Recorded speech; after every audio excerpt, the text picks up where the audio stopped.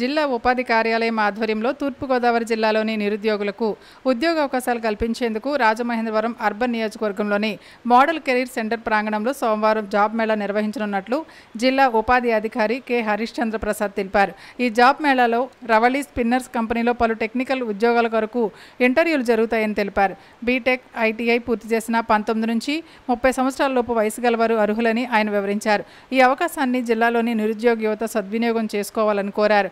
ఆసక్తి, తగిన అర్హతలు గల అభ్యర్థులు మరిన్ని వివరాలకు 9533221189 నంబర్లో సంప్రదించాలని సూచించారు. 2027 సంవత్సరంలో జరిగే గోదావరి పుష్కరాలకు వచ్చే యాత్రికులకు ఎటువంటి అసౌకర్యం కలగకుండా రోడ్లు, డ్రైనేజీ, వీధి లైట్లు, త్రాగునీరు, శానిటేషన్, గ్రీనరీ వంటి అంశాలపై దృష్టి సారించాలని, ఇప్పటి నుంచే అన్ని మౌలిక సదుపాయాలు ఏర్పాటుకు సిద్ధం చేసుకోవాలని ఎమ్మెల్యే ఆదిరెడ్డి వాసు సూచించారు. రాజమహేంద్రవరం మున్సిపల్ కార్యాలయం పీజీఆర్ఎస్ హాల్లో వివిధ శాఖల అధికారులతో నియోజకవర్గ విజన్ యాక్షన్ ప్లాన్పై సమీక్షా సమావేశాన్ని నిర్వహించారు. ఈ సమావేశంలో వాసుతో పాటు ఎమ్మెల్సీ సోము వీర్రాజు కూడా పాల్గొన్నారు. ఈ సందర్భంగా ఎమ్మెల్యే ఆదిరెడ్డి మాట్లాడుతూ భారత ప్రధాని నరేంద్ర మోడీ, రాష్ట్ర ముఖ్యమంత్రి నారా చంద్రబాబు నాయుడు ఆలోచనలకు అనుగుణంగా వికసిత్ భారత్లో భాగంగా స్వర్ణాంధ్ర 2047 నాటికి దీర్ఘకాలిక అభివృద్ధి ప్రణాళికలను, స్వర్ణాంధ్ర 2027 నాటికి స్వల్పకాలిక ప్రణాళికలు సిద్ధం చేసుకోవాలని సూచించారు. రాజమహేంద్రవరం నగరాన్ని ఒక టూరిజం హబ్గా అభివృద్ధి చేస్తే ఆర్థిక పరంగా పరిపుష్టి సాధించగలుగుతామన్నారు. పేదరికం లేని సమాజం, ఆరోగ్యం, పరిశుభ్రత, మౌలిక వసతులపై దృష్టి సారించాలని, అందుకు అవసరమయ్యే అన్ని మార్గాలను అన్వేషించాలని ఆయన అన్నారు.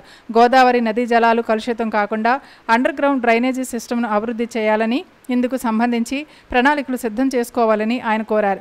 డంపింగ్ యార్డ్ ఎక్కువగా లేకుండా తగ్గించుకుంటే నగరం పరిశుభ్రంగా ఉంటుందన్నారు. ఎమ్మెల్సీ సోము వీర్రాజు మాట్లాడుతూ రాజమహేంద్రవరం అభివృద్ధికి ఏ విధంగా ప్రణాళికలు సిద్ధం చేసుకుంటే మెరుగుగా ఉంటాయో సముచిత ఆలోచనలు చేయాలని ఆయన సూచించారు. సమావేశంలో మున్సిపల్ అదనపు commissioner PV Ramalingeswar, Rajamahendravaram revenue divisional అధికారి ఆర్ కృష్ణనాయక్ తదితరులు పాల్గొన్నారు. మహిళలను అతి కిరాతకంగా హత్య చేసి బంగారం, నగదు దోపిడీ చేసిన కేసుల్లో 3 వ్యక్తులకు జీవిత ఖైదు మరియు జరిమానా విధిస్తూ 10వ అదనపు జిల్లా సెషన్స్ ఎస్సీ కోర్టు న్యాయమూర్తి ఉమా సునంద తీర్పునిచ్చారు. పోలీసులు తెలిపిన వివరాల ప్రకారం 48 ఏళ్ల పుచ్చల నాగభారతి జాంపేట స్కూల్ వద్ద క్యాంటీన్ నడిపేవారు. ఈ క్యాంటీన్కు లలితానగర్కు చెందిన అన్నదమ్ములు దేవాబత్తుల నాగమహేష్ అలియాస్ మహేష్, దేవాబత్తుల లక్ష్మణరావు సమోసాలు సరఫరా చేసేవారు. నాగభారతి తన ఇంట్లో ఫంక్షన్ కోసం వారికి సమోసాలు ఆర్డర్ ఇచ్చారు. మహేష్, లక్ష్మణరావు వారి ఇంటికి వెళ్లి సమోసాలు అందజేశారు. ఆ సమయంలో నాగభారతి ఒంటి నిండా బంగారంతో అలంకరించుకుని ఉండడంతో వారిలో దుర్బుద్ధి పుట్టింది. దీంతో 2013 డిసెంబర్ 2న మధ్యాహ్నం నాగభారతి ఒంటరిగా ఉన్నప్పుడు ఇదే అదనుగా అన్నపూర్ణమ్మపేటకు చెందిన నక్కా చందుతో కలిసి ఆమె ఇంటికి వెళ్లి బంగారం దోపిడీ ప్రయత్నించగా ఆమె ప్రతిఘటించడంతో హత్య చేశారు. ఈ కేసు అప్పటి 3 టౌన్ సిఐలు రమేష్, గంగరాజు దర్యాప్తు చేసి ముద్దాయిలను అరెస్ట్ చేసి కోర్టులో ఛార్జ్షీట్ దాఖలు చేశారు.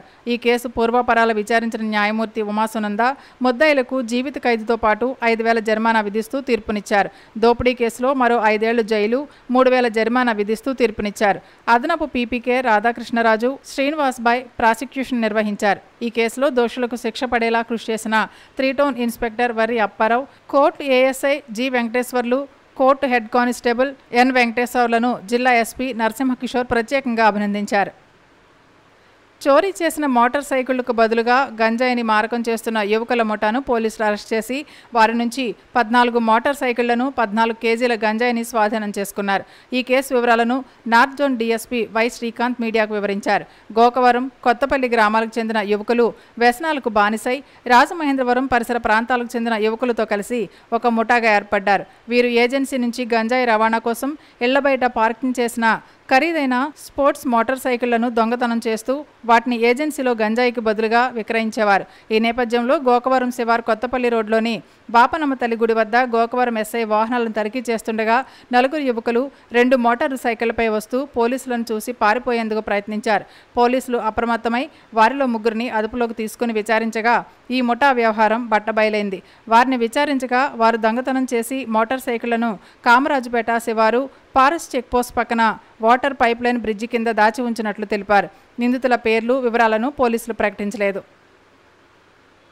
రాజమహేంద్రవరం బీజేపీ కార్యాలయంలో మన్యం వీరుడు అల్లూరి సీతారామరాజు జయంతి, స్వామి వివేకానంద వర్ధంతి కార్యక్రమాలు జరిగాయి. MLC Somu Veerraju, Anaparthi MLA Nallamilli Ramakrishna Reddy, BJP జిల్లా అధ్యక్షుడు పిక్కి నాగేంద్ర, పార్టీ నాయకులు, కార్యకర్తలు అల్లూరి, స్వామి వివేకానంద చిత్రపటాలకు పూలమాలలు వేసి ఘనంగా నివాళులర్పించారు.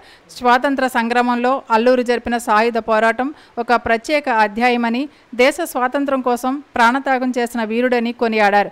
అల్లూరి త్యాగాన్ని దేశవ్యాప్తంగా ప్రచారం చేయాల్సిన అవసరం ఉందన్నారు. స్వామి వివేకానంద భారతీయ ధర్మం గొప్పతనాన్ని దేశ విదేశాల్లో చాటి చెప్పారని, ఆయన సందేశాలు నేటి యువతకు స్ఫూర్తిదాయకమన్నారు. బీజేపీ నాయకులు అడబాల రామకృష్ణ, రొంగల గోపి శ్రీనివాస్, నర్సిపల్లి హారిక, జీవి రత్నారెడ్డి, యానాపు యేసు, మోది సత్యబాబు, కాలిపు సత్యసాయి, రవిశంకర్, తంగెళ్ల పద్మావతి, రమణమ్మ, అధికారి లక్ష్మి, నందివాడ సత్యనారాయణ, పెరుగు పోతురాజు, కాకరాల పవిన్, హతీరాం, రామారావు, శ్రీను తదితరులు పాల్గొన్నారు.